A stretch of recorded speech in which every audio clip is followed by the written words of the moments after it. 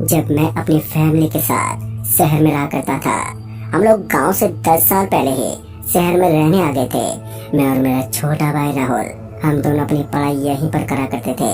और जब हमारी पढ़ाई कंप्लीट हो गई, फिर पढ़ाई कंप्लीट होने के बाद हम लोगों को गांव से खबर मिली कि गांव में मेरे चाचा की तबीयत बहुत ही ज्यादा खराब है, जिस वजह से हमें गांव जाना पड़ेगा। फिर ये बात सुनते ही पापा ने मुझसे कहा कि दीपक, तुम्हें मेरे साथ गांव जाना है। उस समय मैंने भी पापा को हाँ कर दिया, पर मेरी मम्मी और मेरा छोटा भाई गांव इसलिए नहीं जा रहे थे क्योंकि मेरे भाई के पेपर चल रहे थे। फिर इसके बाद मैंने अपनी पैकिंग करनी शुरू कर दी और फिर शाम होते ही मैं और मेरे पापा निकल पड़े स्टेशन की ओर। हमने ऑटो रिक्शा पकड़ा और फिर रेलवे स्टेशन पहुंच गए। और हम लोग जब रेलवे स्टेशन पहुंचे तो उस वक्त शाम के 7 बज चुके थे। हम लोग उस ऑटो वाले को पैसे दिए और फिर उसके बाद हम लोग स्टेशन के अंदर घुस गए। स्टेशन के अंदर जाने के बाद हमने देखा कि स्टेशन में बहुत ही कम लोग थे। फिर इसके बाद हमने टिकट लिया और टिकट लेकर वहीं स्टेशन की एक सीट पर बैठ गए और फिर ट्रेन के आने का इंतजार करने लगे। अभी मैं ट्रेन का आने का वेट ही कर रहा था कि तभी मुझे बाथरूम लगने लगी, जिस वजह से मैंने पापा से कहा कि पापा, मैं टॉयलेट करके आया, आप कुछ देर के लिए यहीं बैठे। इतना कहकर मैं सीट से उठा और वहां से जाने लगा। और फिर मैं सीधे उस स्टेशन के एक बाथरूम में गया और टॉयलेट करने के बाद जैसे मैंने हाथ धोने शुरू किए कि तभी मैंने देखा कि वहीं मेरे बगल में कोई बैठा रो रहा है। फिर हाथ धोने के बाद जब मैंने ध्यान से देखा तो मैंने पाया कि वो एक लड़की थी जो नीचे बैठे रो रहे थे। और उस लड़की को अकेला यहाँ पर पाकर मुझे थोड़ा अजीब सा लगा कि ये लड़की बाथरूम के बाहर क्यों बैठी रो रही है। फिर मैंने उस लड़की को आवाज भी दी, क्या हुआ आपके साथ? लेकिन उस लड़की ने कोई भी जवाब नहीं दिया, बस वो लड़के रोए जा रहे थे। उस समय एक तो वहाँ पर मुझे कोई भी नजर नहीं आ रहा था कि मैं किसी को इस लड़की की मदद के लिए यहाँ पर बुला सकूं। एक तो उस लड़की ने काले कपड़े पहने हुए थे और साथ ही उसके बाल काफी लंबे थे, जिस वजह से उसने अपना चेहरा बालों से ढका हुआ था। फिर उसके बाद जैसे ही मैं उस लड़की को टच करने वाला था कि उसी वक्त उस लड़की ने अपनी गर्दन ऊपर करते हुए कहा, खाना खाना चाहिए। उस लड़की की ये बात सुनकर मेरी तो कुछ भी समझ में नहीं आया कि फिर उस लड़की ने कहा कि खाना। वो लड़की खाना के अलावा कुछ बोल ही नहीं रही थी, बस उसे तो खाना चाहिए था। और साथ ही उसका चेहरा इतना ज्यादा मासूम था कि किसी को भी उस पर दया आ जाए। मैं अभी उसी लड़की की तरफ ही देख रहा था कि तभी मुझे ट्रेन का हॉर्न सुनाई दिया। और ट्रेन का हॉर्न सुनते ही जब मैंने पीछे देखा तो मैंने पाया कि ट्रेन स्टेशन पर आ चुकी है। ट्रेन के स्टेशन पर आते ही मेरे पापा ने मुझे आवाज लगाई और पापा की आवाज सुनते ही मैंने भी पापा को कहा कि आ रहा हूँ मैं। फिर इसके बाद जब मैंने उस लड़की की तरफ देखा तो मैंने पाया कि वो लड़की अब उस जगह पर है ही नहीं।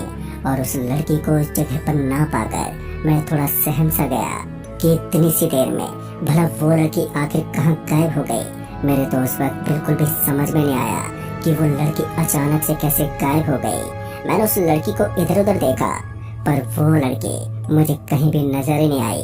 उस वक्त मैं अभी यही सब सोच रहा था कि तभी मेरे पापा ने मुझे दोबारा आवाज लगाई। इस बार उनकी आवाज सुनते ही मैं जल्दी से उनके पास पहुंचा। और उनके पास पहुंचने के बाद मैंने पापा को उस लड़की के बारे में बताया कि मुझे वहाँ पर एक लड़की बैठी मिली थी और फिर वो लड़की अपने आप गायब हो गई। मेरी ये बात सुनकर मेरे पापा ने कहा कि ये सब तेरा बहम होगा, ऐसा कुछ नहीं होता है, चल ट्रेन के अंदर जल्दी चल। ट्रेन के अंदर जाने के बाद हमने देखा कि उस बोगी में 4 से 5 लोग बैठे हुए हैं। और फिर उसके बाद हम लोग भी वहीं पर एक सीट पर जाकर बैठ गए। मैं तो खिड़की वाली सीट पर बैठ गया क्योंकि मुझे ट्रेन से बाहर का नजारा देखना बहुत ही ज्यादा पसंद था। फिर उसके बाद ट्रेन ने भी हॉर्न दे दिया और ट्रेन उस स्टेशन से रवाना हो गई। ट्रेन अपनी रफ्तार पकड़ चुकी थी और मैं खिड़की के बाहर देख रहा था। लेकिन उस वक्त मेरे जहन में अभी यही सब सवाल चल रहे थे कि आखिरकार वो लड़की उस जगह से कहाँ पर चली गई। मैं यही सब सोचते सोचते ट्रेन से बाहर देख रहा था। और फिर थोड़ी देर के बाद जब हम लोग काफी दूर निकल आए तो पापा को नींद आने लगी। फिर उसके बाद पापा थोड़ी देर के बाद सो गए, मगर मुझे अभी भी नींद नहीं आ रही थी, जिस वजह से मैं जगा हुआ था और इधर उधर देख रहा था। मैं अभी इधर उधर निहार ही रहा था कि तभी मैं अपनी सीट से उठा और सीधा दरवाजे पर पहुंचा। क्योंकि मुझे वहां पर खड़ा होना ज्यादा अच्छा लगता था। मगर जैसे ही मैं वहां पर पहुंचा तो मैंने देखा कि उस बोगी के दरवाजे पर पहले से कोई आदमी बैठा हुआ है। फिर मैं भी साइड में जाकर खड़ा हो गया और मैं अभी बाहर की तरफ देख ही रहा था कि तभी उस आदमी ने कहा, वो लड़की तुम्हें भी दिखी है ना? उस आदमी की बात सुनकर मैं तो एकदम से चौंक गया कि इस आदमी को उस लड़की के बारे में कैसे पता कि मैंने उस लड़की को देखा है। अब मैं उसी आदमी को देख रहा था और फिर साथ ही उस आदमी ने वही बात मुझसे दोबारा कही, जिस पर मैंने उस आदमी से कहा, तुम्हें कैसे पता उस लड़की के बारे में और आप हो कौन? मेरे इतना कहते ही उस आदमी ने कहा, मैं ज्यादातर सफर ट्रेन में ही करता हूँ और मैं उस लड़की को भी जानता हूँ जो तुम्हें दिखी थी। उस आदमी की बात सुनते ही मैंने उस आदमी से पूछा, कौन है वो लड़की और वो अचानक से गायब कैसे हो गई और वो खाना खाना क्यों बोल रहे थे? मेरी सारी बातें सुनने के बाद उस आदमी ने कहा कि वो लड़की कुछ महीने पहले गरीब बच्चों को खाना बांटते थे और साथ ही उनकी मदद भी करते थे। वो स्टेशन में लोगों को खाना लेकर आते थे और उनको भी खिलाते थे। फिर किसी दिन उस लड़की की मौत हो गई। उस मौत के होने के बाद भी वो लड़की अभी भी उन लोगों को खाना देती है और वो लड़की सिर्फ साफ दिल वाले लोगों को ही दिखती है और उनसे खाना मांगती है। अगर कोई उसे खाना नहीं देता तो उसके साथ बहुत ही बुरा होता है। तभी मैंने उस आदमी से कहा, क्या वो लड़की सच में मेरे पीछे पड़ गई है? जिस पर उस आदमी ने कहा, हाँ तुम साफ दिल के इंसान हो, जिस वजह से वो लड़की तुम्हें दिखाई दी है। अगर तुम्हें उससे पीछा छुड़ाना है तो तुम्हें उसे खाना देना होगा, तभी वो तुम्हारा पीछा छोड़ेगी।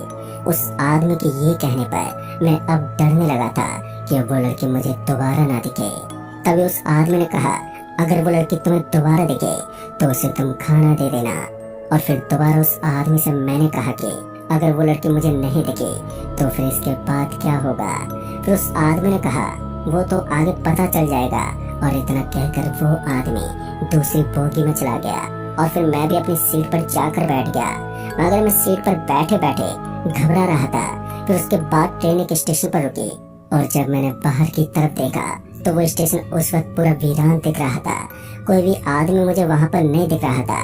फिर इसके बाद जब मैंने पानी पीने के लिए बोतल निकाली तो मैंने देखा कि मेरे बोतल में पानी नहीं था। बोतल में पानी न देखकर मैंने सोचा कि क्यों ना स्टेशन पर उतरकर बोतल में पानी भर लेता हूँ। वैसे भी ट्रेन तो अभी रुकी हुई है और मुझे प्यास भी बहुत लगी है। फिर मैं ट्रेन से नीचे उतरा और वहाँ से पानी भरने के लिए जाने लगा। फिर मैंने वहाँ से पानी भरा, पर जब मैं पानी भर रहा था तो मुझे उस स्टेशन पर डर भी लग रहा था, क्योंकि वो स्टेशन पूरा खामोशी से भरा हुआ था। मैंने जल्दी जल्दी पानी भरा और वहाँ से जाने लगा। लेकिन जैसे मैं आगे बढ़ा कि तभी किसी ने मेरे नाम से मुझे पुकारा और जब मैंने पीछे मुड़कर देखा तो मेरी आंखें फटी की फटी रह गई, क्योंकि मैंने देखा कि वही लड़की अब मेरे सामने खड़ी थी। उस लड़की को देखकर मेरे अंदर अब डर की सीमा बढ़ी जा रही थी। उस वक्त मैं आपको बता नहीं सकता कि मैं किस हालत में था। उस लड़की का चेहरा अब और भी ज्यादा डरावना हो चुका था। जो पहले मासूम था अब वो खौफनाक बन गया था। मैं डरा सहमा वहीं पर जमा हुआ था। मेरे मुंह से अब आवाज भी नहीं निकल रही थी। मैं बार बार कोशिश किए जा रहा था पर मेरे मुंह से एक भी शब्द नहीं निकला। मैं अभी डरा सहमा वहीं पर खड़ा ही था कि तभी उस लड़की ने कहा, खाना दे दो। उसकी ये बात सुनते ही मैं अपने आप ही नॉर्मल हो गया। जहाँ मेरी आवाज नहीं निकल रही थी अब मैं बोलने लगा था। फिर वहाँ से भागने लगा और सीधा जाकर अपनी बोगी में घुस गया। मगर मेरी हवा तो तब टाइट हो गई जब मुझे उस बोगी में कोई भी नहीं दिखा। मेरे पापा भी अब अपनी सीट पर नहीं थे। मैं अपने पापा को उस बोगी में ढूंढता रहा, मगर मुझे मेरे पापा उस बोगी में कहीं भी दिखाई नहीं दिए। पर जब मेरे पापा दिखाई नहीं दिए तो मैं जोर जोर से चिल्लाने लगा और साथ ही मैं अब बुरी तरह से रोने भी लगा था, क्योंकि मेरे अंदर अब उस लड़की का डर बस चुका था। मैंने जैसे तैसे करके अपने आप को संभाला और फिर से मैंने अपनी निगाहें बोगी में चारों तरफ घुमाई, पर मुझे बोगी में कोई भी दिखाई नहीं दिया। लेकिन जैसे मैं अपनी सीट पर गया तो एकदम से ट्रेन की लाइट बंद चालू होने लगी।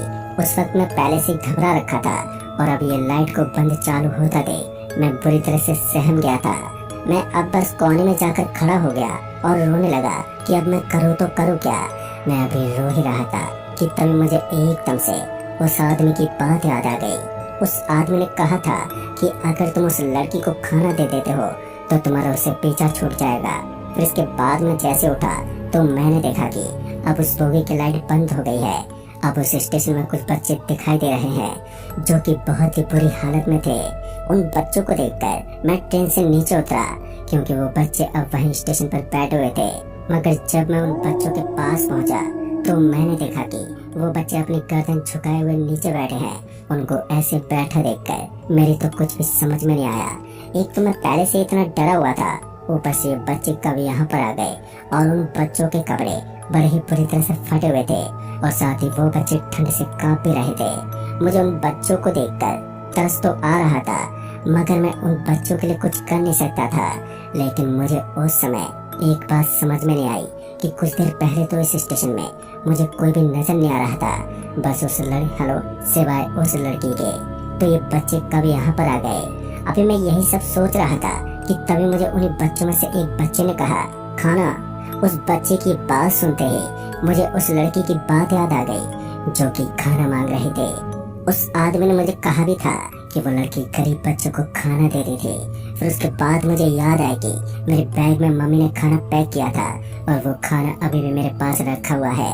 मैं अभी यही सब सोच रहा था कि तभी मुझे वो लड़की उन बच्चों के पीछे दिखाई दी।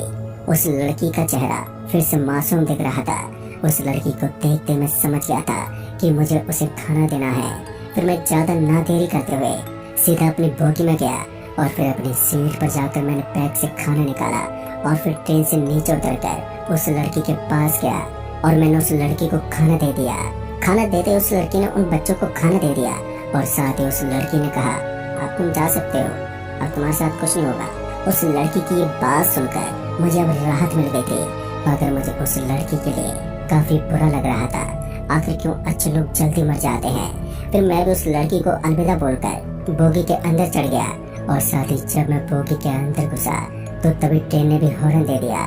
फिर मैं जब अपनी सीट पर गया तो मैंने देखा कि पापा सीट पर बैठे हुए हैं। पापा को सीट पर